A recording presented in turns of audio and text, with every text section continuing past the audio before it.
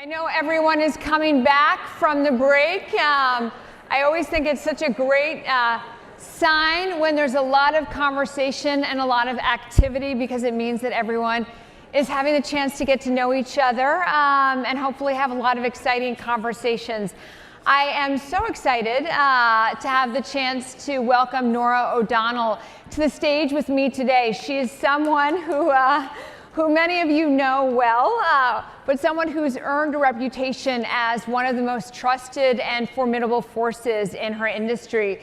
She's distinguished herself at CBS News for her in-depth reporting, her ability to land big interviews, and most importantly, her fearless pursuit of the truth. She's covered the White House, the Pentagon, Congress. She's interviewed 6 of the last 7 presidents, including some of the world's most notable leaders. And she recently, and very excitingly, was named the new anchor of CBS Evening News. And she's the third...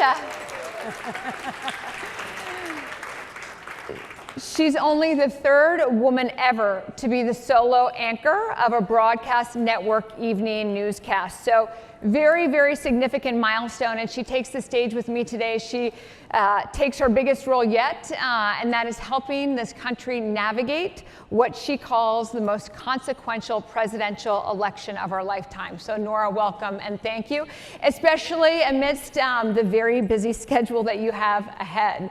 I want to start out because you're taking on this role in a really interesting moment within the media landscape. And obviously I want to talk about your vision for the broadcast in just a moment. But I want to spend a little time hearing your insights around the media landscape today. A couple of weeks ago, you said, quote, "Journalism is under attack, civility is under attack, trust is under attack, and we have to fix that." I know we'll talk about how you plan to do that in your work moving forward, but what do you see today, and was there a defining moment when you look back over the past 2-3 years where there was a light bulb that went off to you that said we are in a very different moment in time?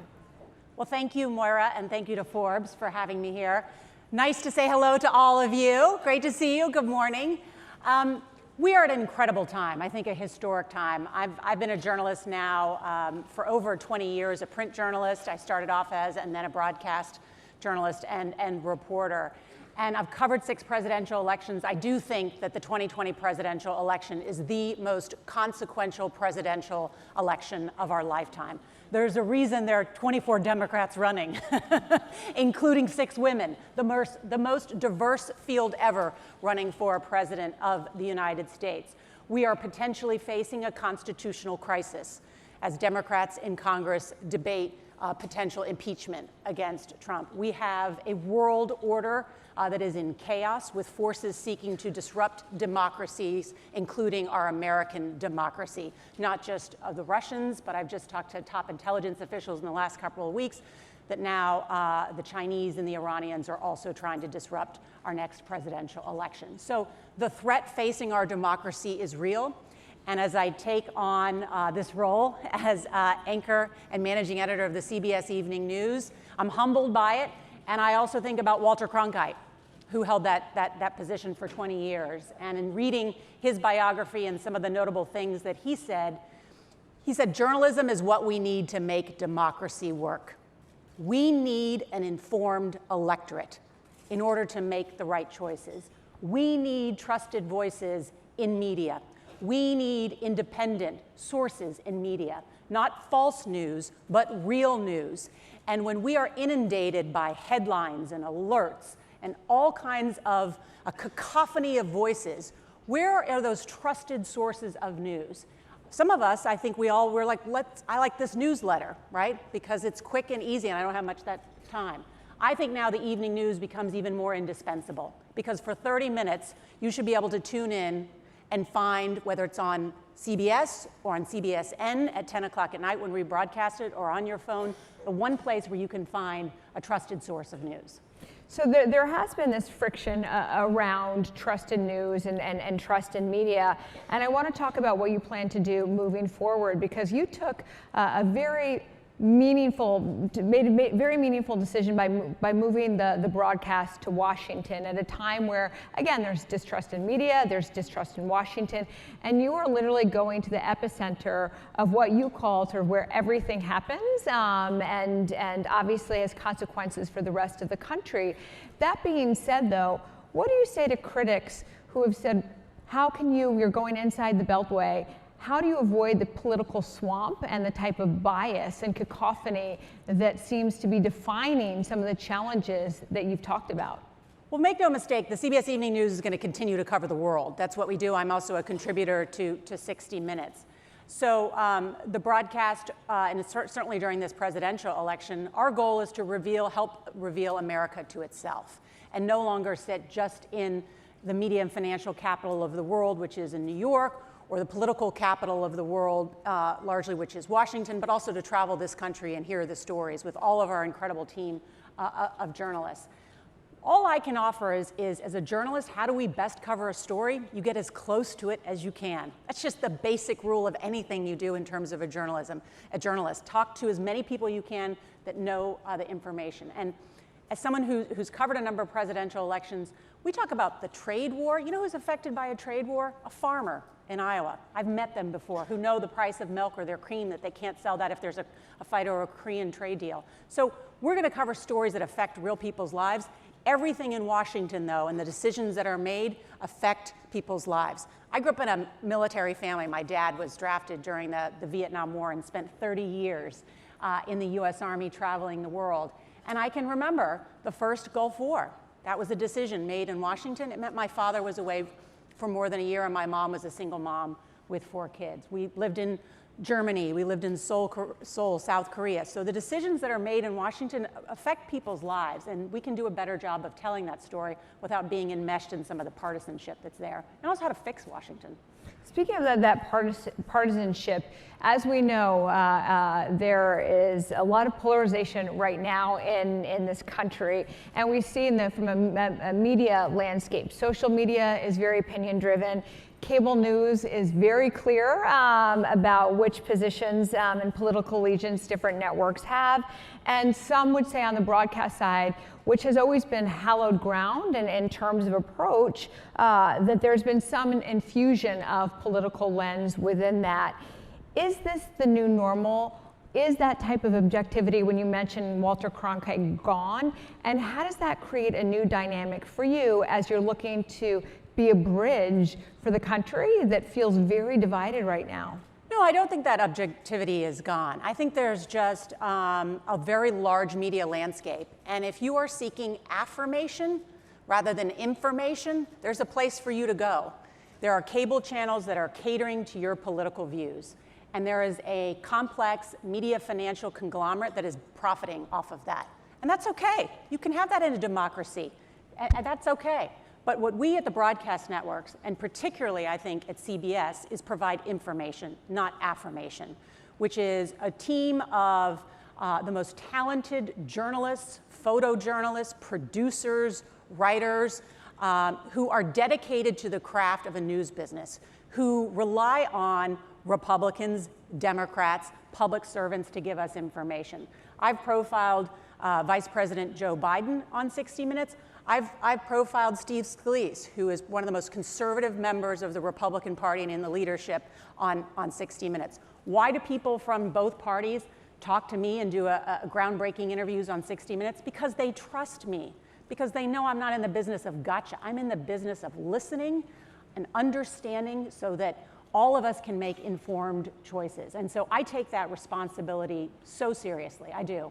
How do you think about infusing that trust across your team and within the organization and within the media landscape? Because you mentioned that trust is pivotal for you to be able to bring voices to the table and to have those types of relationships and interviews that have been so defining to your career, but so powerful to the audiences that you reach. How do you think about that in the context of your organization trust, but also in the larger media landscape? I think it's the quality of our work and the quality of our interactions with our sources. I mean, I think that's just sort of as basic. It's a value.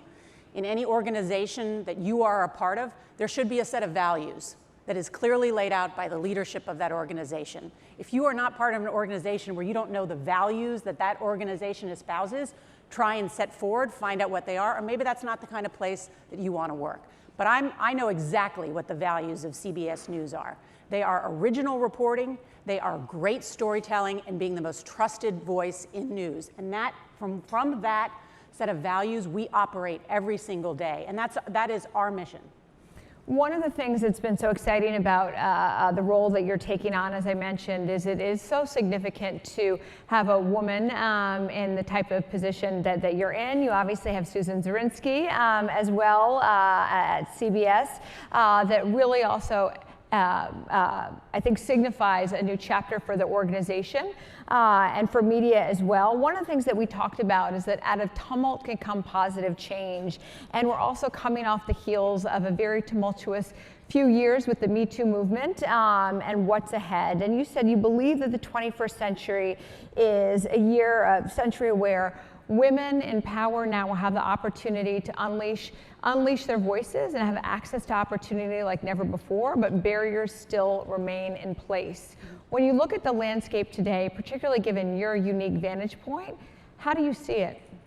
Well, we went through our own Me Too experience at CBS, as did some other organizations. And Gayle King and I were on the air, and I said women cannot achieve equality in the workplace until there is a reckoning and a taking of responsibility. And I think that reckoning has taken place. And that new day is no longer on the horizon, as Oprah said. That new day is now here.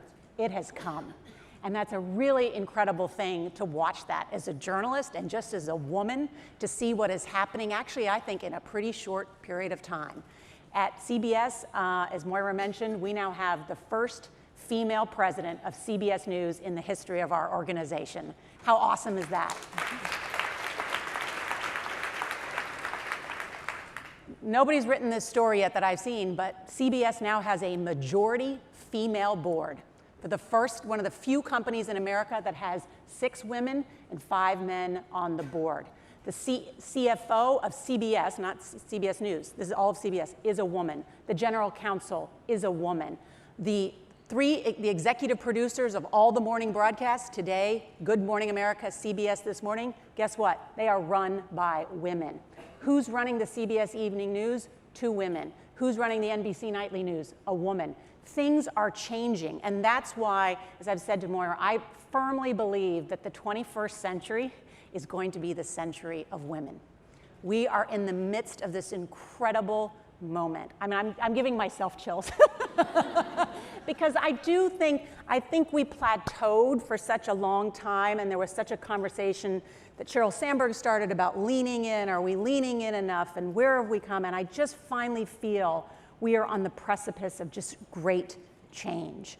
You know, whether it's the U.S. women's soccer team, you know, whether it's Serena Williams, whether it's women in the military doing incredible things.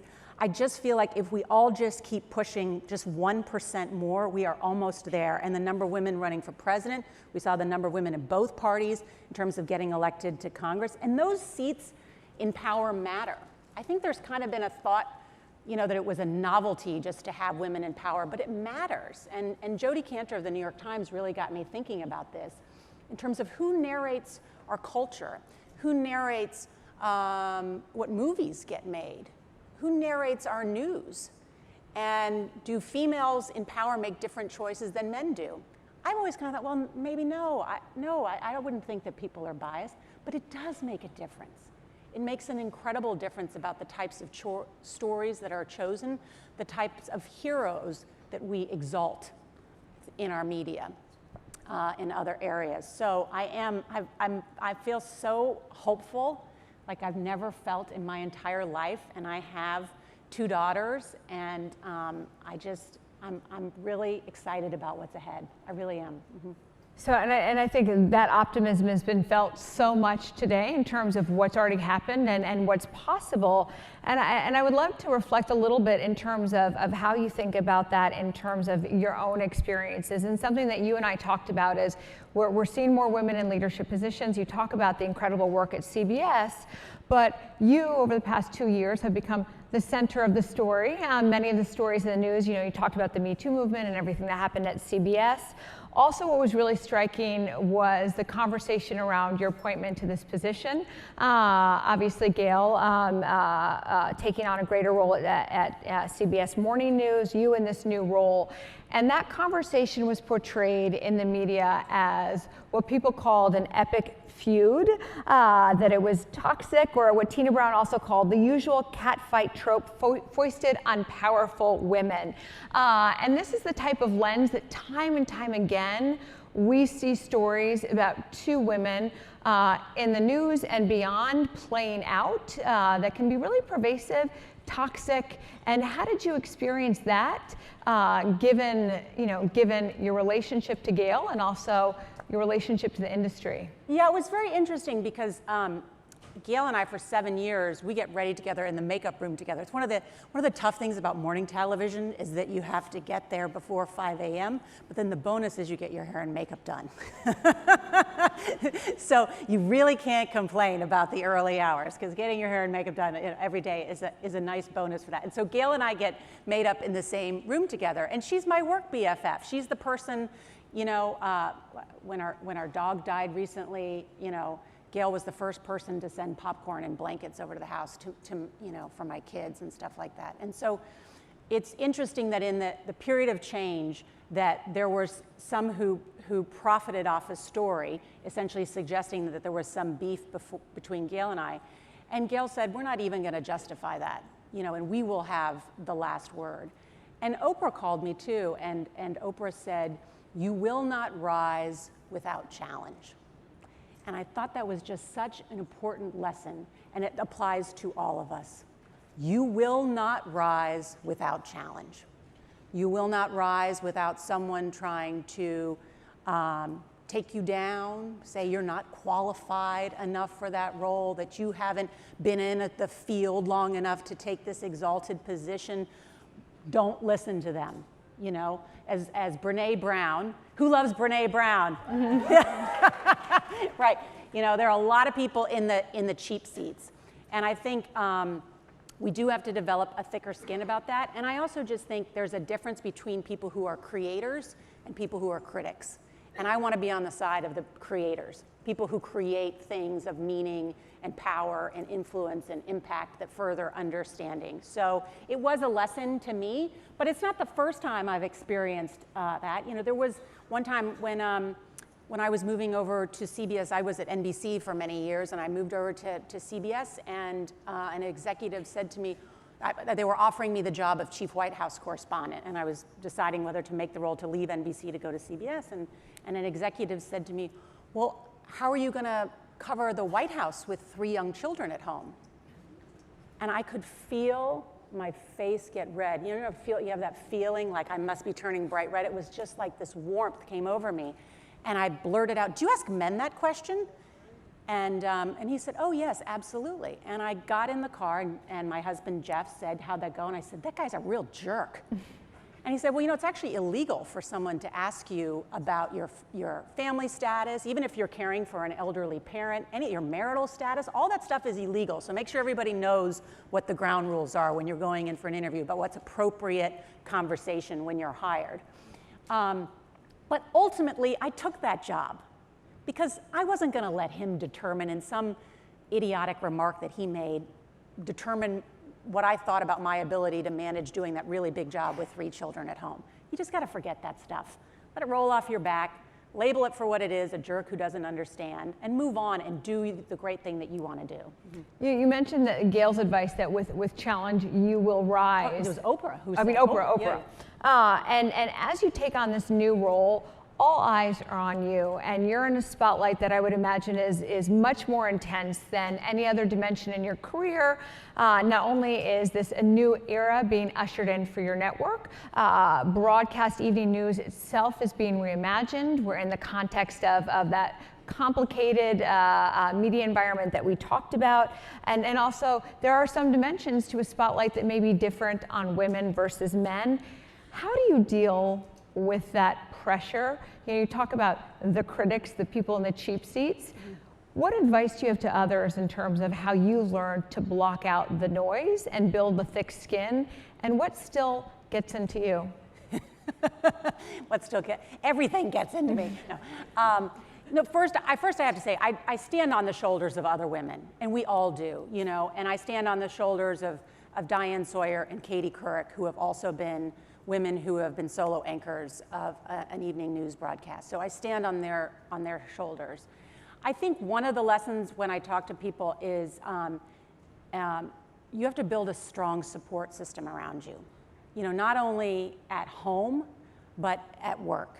A team of people who you support and you help bring them up, but also who support you. And I think that's just kind of the most critical element. I think when I was 28 years old and I didn't have kids, I thought I could do everything by myself. I thought I could do it all. And then I realized that actually was unproductive, that it was better actually to assemble and have people work with you that are smarter than you, that are more efficient than you, that bring more to the table.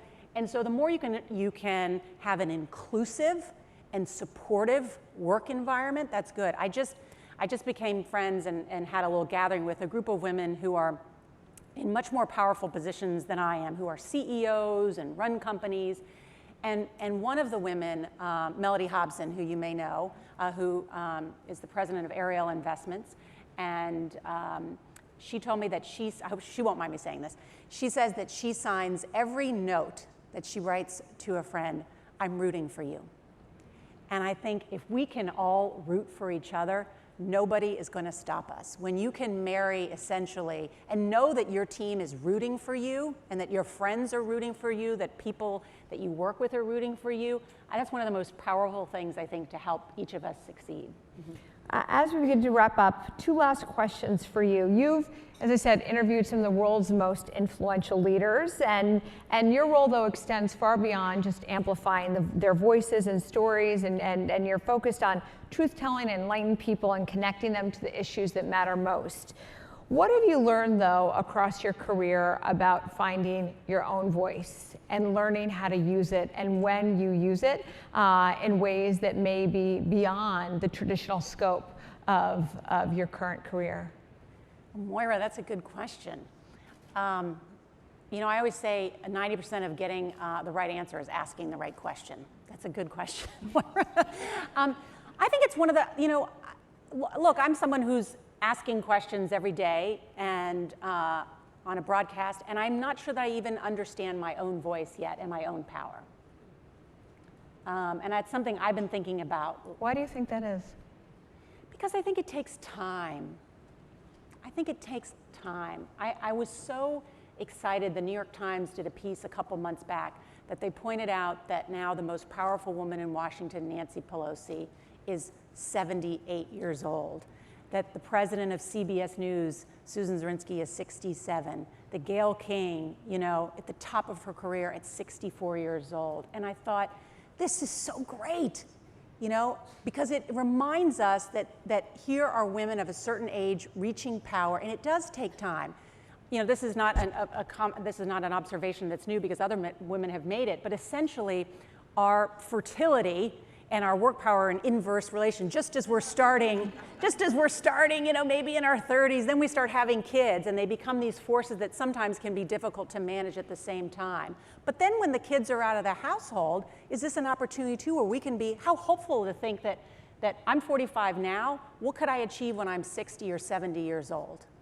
I mean, that's an incredibly kind of hopeful moment. And so I think I am using my own voice now to the best of my abilities, which is I'm marrying my personality and my purpose in the pursuit of truth. And I think that's how I can best use what voice I know that I have now, which is because I do firmly believe that the truth is under attack. And not just by some forces here at home, but around the world. And I so firmly believe that we have to have trust in our government. We have to have trusted sources of information. We have the greatest military in the world. We should trust our public servants who are involved in all the different agencies in Washington and local agencies. We want to trust these people. We need them in order to make democracy work. So as much as I can be a part of helping to be a truth teller and sort out those sorts of things, it's important. I'll just add this. Journalism is really incredible about holding powerful people accountable. This is not my idea. This is the First Amendment. This is what James Madison talked about, certainly. Look at what the press has done, not only in terms of Watergate, Spotlight, exposing abuse in the Catholic Church. We did exposing abuse in the military and military service academies. We've done that reporting. This is where journalism is really, I think, a noble profession, because we can't move forward until we expose abuse and corruption. We can't move forward unless that particularly happens. So I'm still learning my voice, but I hope that you'll listen to my voice on the evening news, 6:30 p.m. every night, Monday through Friday. We want to succeed. Well, Norah, thank you. Thank you so much. Thank you. Thank you for your pursuit of truth-telling, because in doing that, we all benefit, and the world ultimately benefits. And as you take on this new role, the opportunity for you to use your voice and create the type of positive change that you talked about will only grow larger and more impactful. So we will be tuning in mid-July, and best of luck as you take on this new chapter and all the chapters ahead. So thank you, Norah. Thank you. Thank you.